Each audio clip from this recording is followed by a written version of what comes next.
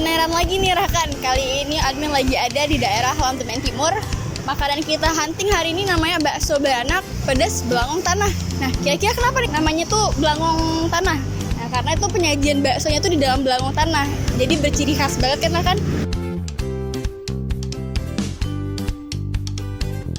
Di balik nama bakso beranak pedas belangong. Tanya dulu ya sama bapak ibunya.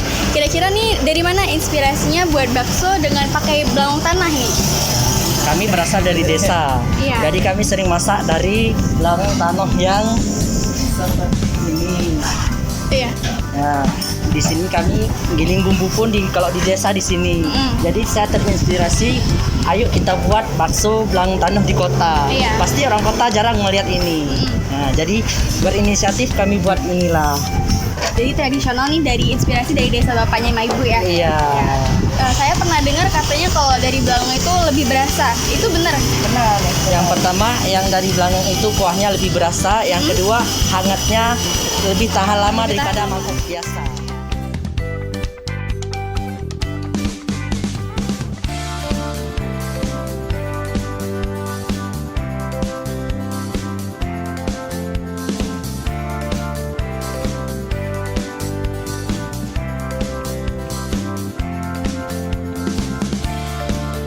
Ayam bakso, katanya nih andalan. Kata ownernya, bolak-balik nih, customer datang cuma makan mie bakso doang. Sampai-sampai dibungkus pulang ke rumah karena saking nggak cukup ya.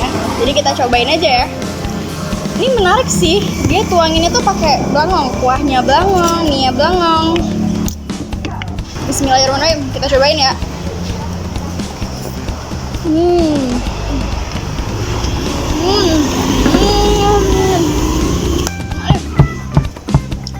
Mantap banget kan?